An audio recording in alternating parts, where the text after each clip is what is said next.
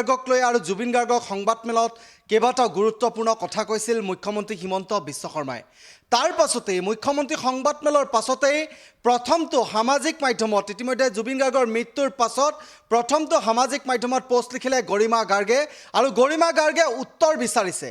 জুবিন গাৰ্গ কায়িকভাৱে কিয় নোহোৱা হৈ গ'ল তাৰ উত্তৰ লাগে গৰিমা গাৰ্গক। আৰু গৰিমা গাৰ্গৰ টুইট ইতিমধ্যে কৈছে প্ৰথমটো সামাজিক মাধ্যমত প্ৰথমটো পোষ্ট কৰিছে গৰিমা গাৰ্গে আৰু গৰিমা গাৰ্গে উত্তৰ বিচাৰিছে। ঠিক একেদৰে ভগ্নী পামী বৰঠাকুৰেও বিচাৰিছে ন্যায় লাগে জুবিন গাৰ্গৰ মৃত্যুৰ। জুবিন গাৰ্গৰ ৰহস্যজনক মৃত্যু যিহেতু ছিংগাপুৰৰ পৰা যিটো খবৰ আহিছিল সেই খবৰ আমি সকলোৱে গম পাইছিলোঁ যে জুবিন গাৰ্গ ছিংগাপুৰত নোহোৱা হৈ গৈছিল। আৰু জুবিন গাৰ্গ নোহোৱা হৈ যোৱাৰ পাছতে ৰাজ্যত যিটো শোকৰ চাহ বলিছিল, লাখ লাখ অনুৰাগী কেনেদৰে ৰাজপথলৈ ওলাই আহিছিল, গোটেই পৰিৱেশটো আমি ইতিমধ্যে দেখিছিলোঁ। কিন্তু তাৰ পাছতেই গোটেই জুবিন গাৰ্গৰ মৃত্যুক লৈ এটা ৰহস্য সৃষ্টি হৈছিল। জুবিন গাৰ্গৰ কোনো আকস্মিক মৃত্যু নাছিল, জুবিন গাৰ্গক হত্যা কৰা হৈছিল, অৰ্থাৎ বিষপান কৰাই হত্যা কৰা হৈছিল। এই কথাবোৰ চৰ্চা চলিছিল আৰু এয়া কথা মুখ্যমন্ত্ৰীয়েও সংবাদমেলত কৈছিল যে জুবিন গাৰ্গৰ মৃত্যু আকস্মিক মৃত্যু নাছিল। জুবিন গাৰ্গৰ ক্ষেত্ৰত এই গোটেই প্ৰক্ৰিয়াটো আচলতে মৃত্যুৰ যেতিয়া এটা পৰিকল্পিত হত্যাকাণ্ড বুলি ইতিমধ্যে যেতিয়া চৰ্চা হৈছিল, তাৰ পাছতে SIT গঠন কৰা হ'ল, SITক তদন্ত কৰিবলৈ দিয়া হ'ল, CIDত গোচৰ ৰুজু হ'ল। এই গোটেই ঘটনাৰ পাছতে কিন্তু তীব্ৰ প্ৰতিক্ৰিয়া সৃষ্টি হৈ আছিল আৰু জুবিন গাৰ্গৰ মৃত্যুক লৈ বহু প্ৰশ্ন উত্থাপন হৈছিল। শাসক বিৰোধী প্ৰতিটো ৰাজনৈতিক দলৰ নেতা বা জুবিন অনুৰাগীয়ে প্ৰশ্ন উত্থাপন কৰিছিল যে ছিংগাপুৰত জুবিন গাৰ্গৰ মৃত্যু সঁচাকৈ কিবা ৰহস্য আছে নেকি? যদি এই ৰহস্য আছে তেনেহ'লে জুবিন গাৰ্গৰ মৃত্যুৰ তদন্ত লাগে আৰু তদন্তৰ বাবে মুখ্যমন্ত্ৰীক হেঁচা প্ৰয়োগ কৰিছিল অনুৰাগীয়ে। অনুৰাগীৰ হেঁচাৰ পাছত মুখ্যমন্ত্ৰীয়ে CID গোচৰটো দিলে, তাৰ পাছত SIT গঠন কৰিলে। SIT গঠন কৰাৰ পাছত SITয়ে তদন্ত প্ৰক্ৰিয়া আৰম্ভ কৰিলে।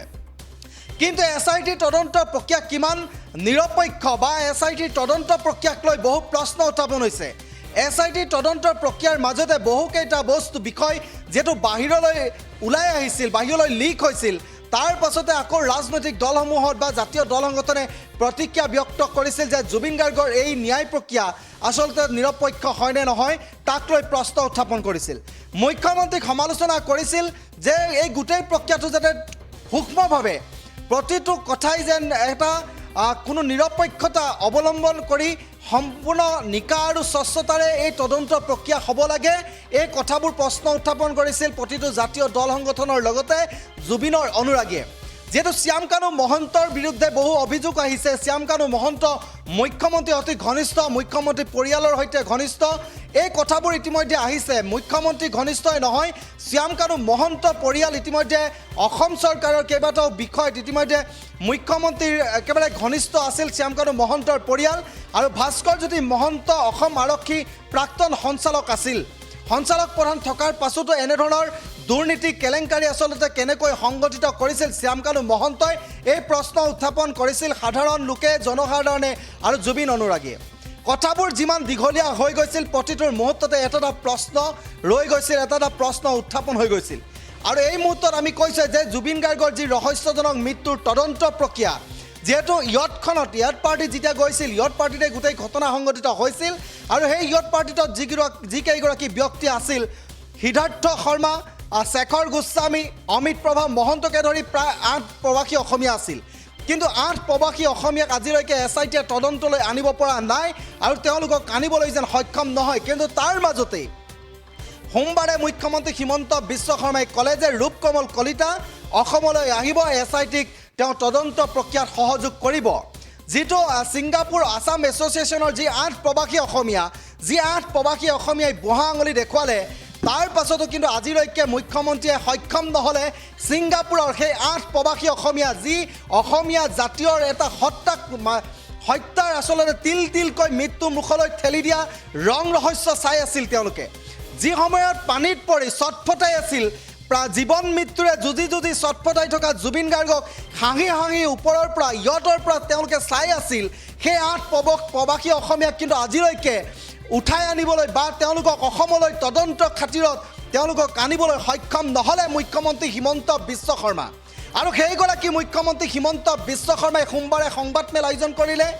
সংবাদমেলত জুবিন গাৰ্গৰ মৃত্যুৰ প্ৰসংগত কেইবাটাও মন্তব্য কৰিলে। বিৰোধীয়ে গোটেই প্ৰক্ৰিয়াটো ৰাজনৈতিকৰণ কৰাৰ চেষ্টা কৰা বুলি অভিযোগ আনিলে কিন্তু প্ৰকৃততে জুবিন গাৰ্গক লৈ ৰাজনীতি কৰিছে কোনে ৰাজনীতি ৰং হানাৰ চেষ্টা কৰিছে কোনে এই কথাটো সংবাদ মেলতে এটা কথা স্পষ্ট হ'ল ৰাজনীতিলৈকে যিগৰাকী ব্যক্তি কোনো দূৰ দূৰণি সম্পৰ্ক নাই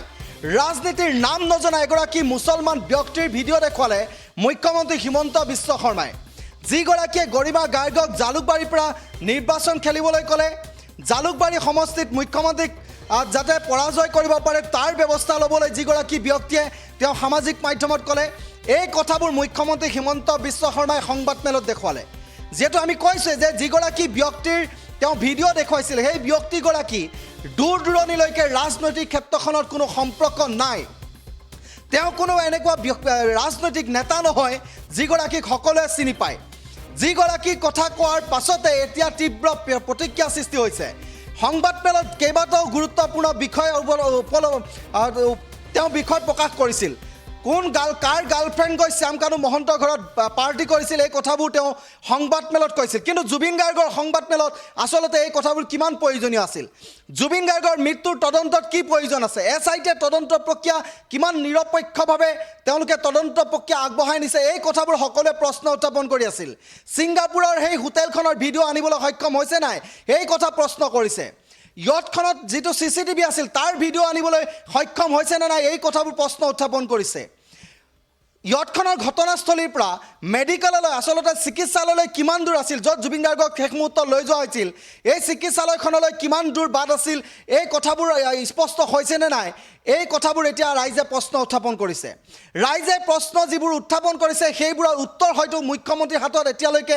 নাই ছিংগাপুৰৰ পৰা ভিডিঅ' আনিবলৈ বা ইয়টখনৰ পৰা ঘটনা চিকিৎসালয়লৈ কিমান দূৰ আছিল শ্যামকানু মহন্তই সেইদিনা নৰ্থ ইষ্ট ফেষ্টিভেলৰ বিজনেছ মিটত থকা বুলি কৈছিল কিন্তু প্ৰকৃততে আছিলে নে নাই এই কথাবোৰ কিন্তু এতিয়ালৈ প্ৰকৃত সত্য তথ্য এতিয়ালৈকে আনিবলৈ সক্ষম হোৱা নাই ছিংগাপুৰৰ পৰা চৰকাৰে ইতিমধ্যে ভাৰত চৰকাৰৰ সহযোগত যিবোৰ কাম কৰিব লাগিছিল যিবোৰ কাম কৰি তেওঁ জনসাধাৰণৰ দাবীৰ প্ৰতি সন্মান জনাই জুবিন গাৰ্গক ন্যায় দিব লাগিছিল এই কথাবোৰৰ পৰা যেন ফালৰি কাটি ৰাজনৈতিক ৰণ হনাৰ চেষ্টা কৰাৰ যিটো অভিযোগ আহিছে গৌৰৱ গগৈয়ে সামাজিক মাধ্যমত লিখিছে মুখ্যমন্ত্ৰীয়ে নিজৰ চকীখনৰ মৰ্যাদা ৰক্ষা কৰি জুবিন গাৰ্গৰ ন্যায় দিব লাগে ঠিক অখিল গগৈয়ে কৈছে গোটেই ঘটনা যদি এছআইটিৰ তদন্ত সক্ষম নহয় তেনেহ'লে গোচৰটো চিবিআইক দিব লাগে এই প্ৰশ্নবোৰ উত্থাপন কৰিছে জনসাধাৰণে কিন্তু এই প্ৰশ্নবোৰ উত্থাপন কৰিছে জুবিনক ভাল পোৱা প্ৰতিগৰাকী অনুৰাগীয়ে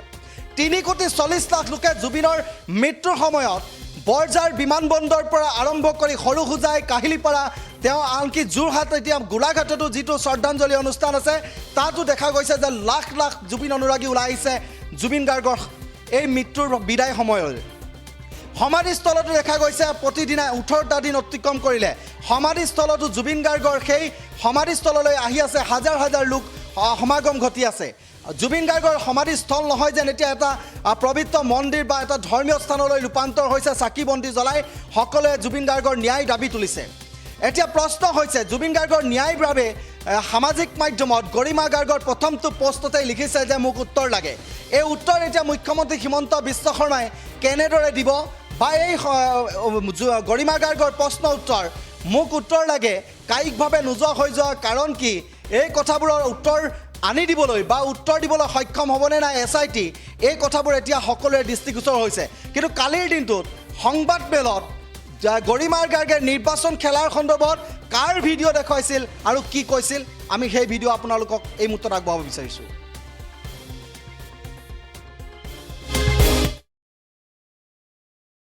কনক্লুজন বিচাৰে যেনেকৈ পৰহিয়ে মই গৰিমাৰ ঘৰত গৈছিলোঁ মোক কৈছে যে দাদা আমাক পুৰা ছিকুৱেঞ্চটো লাগে ক'ৰ পৰা কি হৈছিলে সেইটো হ'ল এটা জেনুইন কনচাৰ্ণ আনফালে এটা পাৰ্টি থিয় হৈছে এটি জুবিনৰ গান জীৱনত শুনাই নাই মেক্সিমাম তেওঁলোকে বাংলাদেশৰ পৰা ছিংগাৰ আনে আৰু বাংলাদেশৰ ছিংগাৰে তাতে গান গায় এটা তেওঁলোকে আজি ৰাতিপুৱা মই এজন আপোনালোকক মই দেখুৱালে ভাল পাব এগৰাকী এই ধৰণৰ মানুহে ৰাতিপুৱা এটা ফেচবুক দিছে যে এই সুযোগতে গৰিমা গাৰ্গক জালুকবাৰী সমষ্টিত ইলেকশ্যন উঠাই দিব লাগে মানে আচৰিত মানে আপোনালোকে এই এখেত আমাৰ মই ৰাতিপুৱাই মানে এতিয়া ছাৰ এখেতক মই আপোনালোকক দি দিম এখেতে ৰাতিপুৱাৰ পৰা তেওঁ চিঞৰি আছে যে এইটো সুযোগতে গৰিমা গাৰ্গক জালুকবাৰী সমষ্টিত ইলেকশ্যন উঠাই দিব লাগে এওঁতো কেতিয়াও জুবিনৰ গান শুনা নাই কাৰণ ইছলাম ধৰ্মৰ নিয়মতে মৌলবীসকলে গান শুনিবই নোৱাৰে আপোনালোকে যদি তেওঁলোকে এণ্টাৰটেইনমেণ্টত যাব নোৱাৰে আপোনালোকে চাই ল'ব যে ইছলামৰ নিয়ম হৈছে তেওঁলোকে গান বাজানা এইবিলাকত যদি কোনোবা ইয়াত ইছলাম ধৰ্ম কৰা সাংবাদিক আছে ক'ব যে অন্তত মৌলবীসকলে এইটোত যাবই নোৱাৰে এইটো তেওঁলোকৰ নিয়ম যেনেকৈ পাৰফিউম যদি ৱাইন মিক্স থকা পাৰফিউম সেইটো তেওঁলোকে ল'ব নোৱাৰে সেইকাৰণে তেওঁলোকে আঁতৰ লয় এইটো নিয়ম এইটো ইছলামৰ ৰুলবিলাক বহুত নিয়ম হয় মই এইটো ভিডিঅ' আপোনালোকক পিজুছে দি দিব ৰাতিপুৱা চাই চাই মই হাঁহি আছোঁ